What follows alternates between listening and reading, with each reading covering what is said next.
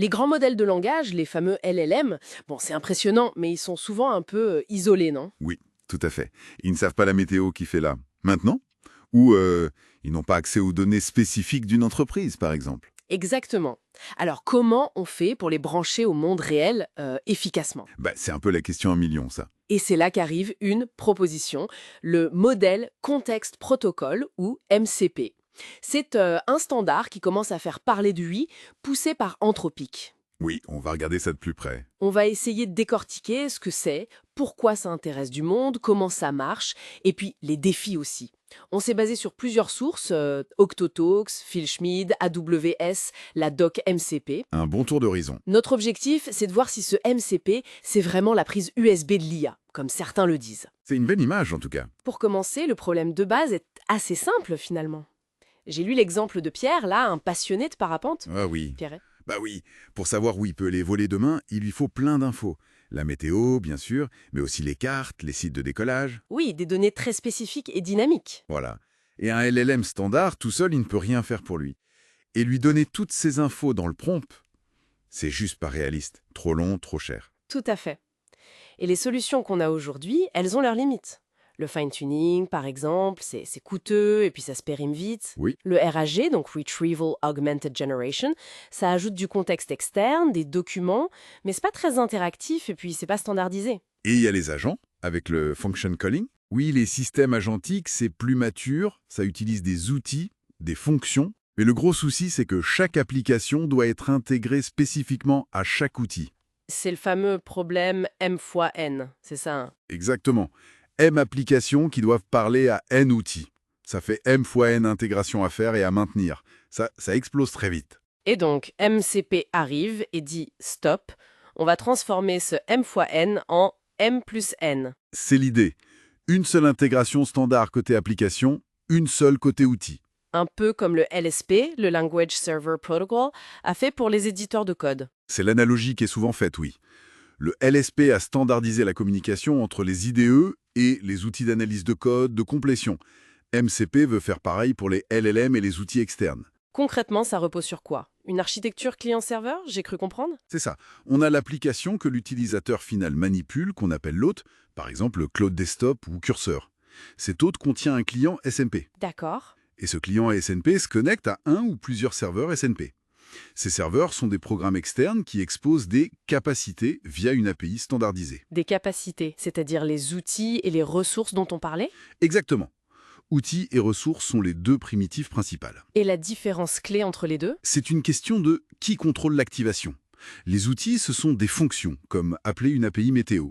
C'est le LLM qui décide de les utiliser quand il estime en avoir besoin pour répondre à la demande. C'est très proche du function calling qu'on connaît déjà. Ok, ça c'est le modèle qui décide. Et les ressources? Les ressources, elles, ce sont des données, des fichiers, des contenus, de bases de données, des réponses d'API. Et là, c'est l'application hôte qui contrôle. L'application peut lire ces ressources via le serveur MCP et décider de les fournir au LLM comme contexte supplémentaire. D'accord. Donc si je résume grossièrement, l'application dit au LLM voilà les outils que tu peux appeler et voilà les données disponibles si besoin. Si le LLM veut un outil, Hop, l'application demande au client MCP d'invoquer cet outil sur le bon serveur, le serveur exécute, renvoie les résultats. que l'application récupère et intègre dans la conversation avec le LLM pour qu'il génère sa réponse finale. C'est plus clair. Et pour notre ami Pierre, le parapentiste. Son application de parapente, l'hôte pourrait être configurée pour parler à un serveur MCP qu'il aurait, par exemple, développé ou trouvé. Ce serveur exposerait des outils pour Météo France, pour des cartes topo, pour des sites de vol. Et quand Pierre demande quel est le meilleur spot demain près de Grenoble, le LLM pourrait dire ah, attends, je vais utiliser l'outil météo et l'outil carte via MCP. C'est l'idée. Il collecte les infos via les outils MCP et fournit une réponse bien plus pertinente, basée sur des données fraîches. L'intégration pour le développeur de l'API serait, en théorie, beaucoup plus simple. On sent qu'il y a un certain engouement autour de MCP. Pourquoi ça prend maintenant, selon toi? Il y a plusieurs raisons, je pense. Déjà, c'est pensé nativement pour l'IA, pour les agents. C'est AI native. Ensuite, c'est un standard ouvert, même s'il est poussé par Anthropic, un acteur majeur, ce qui aide. L'inspiration de LSP, ça rassure aussi, j'imagine. Oui, ça montre que ce genre de standardisation peut marcher. Et puis, surtout, il y a déjà un petit écosystème qui se crée. Cloud Desktop, curseur qui l'intègre, des SDK disponibles, OpenAI qui annonce un support. Ah, même OpenAI. Oui, ils ont parlé de le supporter. Et on voit des entreprises comme Composio qui proposent déjà des serveurs MCPI clés en main. Ça crée un effet réseau. Et si on regarde un peu plus loin que les outils individuels? J'ai vu des papiers parler d'intégration avec des écosystèmes cloud comme AWS. Oui, et c'est là que le potentiel devient vraiment significatif. Imaginez pouvoir standardiser la façon dont une IA interagit avec toutes les données et tous les services d'une entreprise ou d'un fournisseur cloud. Comme AWS par exemple. Exactement. On pourrait avoir des serveurs MCP pour interagir avec Amazon Bedrock, le service de LLM d'AWS. Ce serveur pourrait permettre au LLM d'interroger de façon sécurisée une base de données RDS, des fichiers sur S3 ou même des knowledge bases for Bedrock. En utilisant les systèmes de sécurité AWS existants. C'est l'idée, utiliser IAM pour les permissions, etc. Ça simplifierait radicalement la création d'agents IA qui sont vraiment connectés aux données de l'entreprise. Transformer la recherche d'infos en découverte intelligente, comme ils disent. Forcément, qui dit connexion facilitée dit risque de sécurité accru, non? Si c'est si simple de brancher des choses. Ah bah oui, c'est le point sensible. La sécurité, c'est le défi majeur pour MCP. Déjà, comment on s'assure qu'un serveur MCP qu'on télécharge n'est pas malveillant? Bonne question. Il va falloir des systèmes solides de packaging, de distribution, avec des signatures, des attestations. Le répertoire de serveurs qu'Anthropic a mis en place, c'est bien. Mais ça ne garantit pas la sécurité intrinsèque des serveurs. Et d'autres points? Le support multitenant natif manque pour l'instant, ce qui complique les déploiements sécurisés en mode SaaS. L'authentification et l'autorisation, c'est crucial. Ils sont en train d'ajouter OAS 2.1, ce qui est une bonne chose. Et les risques d'injection, j'imagine. Absolument. Injection de prompt, injection SQL. Il faut une validation très stricte des arguments passés aux outils et des réponses reçues. C'est un héritage potentiel des faiblesses de LSP d'ailleurs. Et puis il y a toujours ce risque. Que ce soit juste un standard de plus.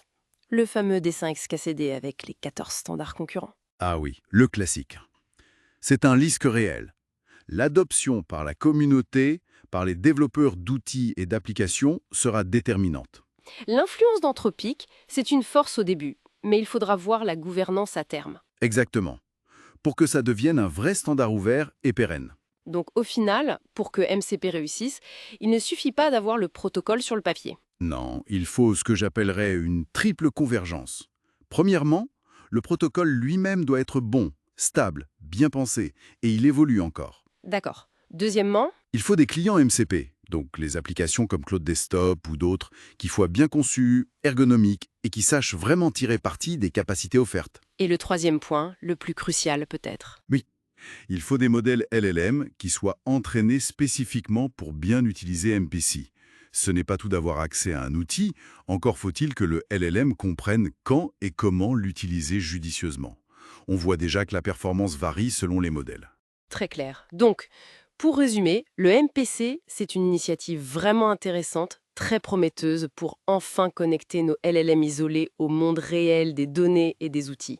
Ça simplifie l'équation M fois N en M plus N. C'est la promesse. L'idée est séduisante, il y a un vrai élan, mais attention aux gros défis de sécurité et à la nécessité d'une adoption large pour que ça prenne vraiment. C'est ça. Et pour terminer, une petite question pour ouvrir la réflexion. Si, imaginons, MCP ou un standard équivalent réussit pleinement, si connecter une source de données, un service, une API à une IA devient aussi trivial que de brancher une clé USB, qu'est-ce que ça change fondamentalement?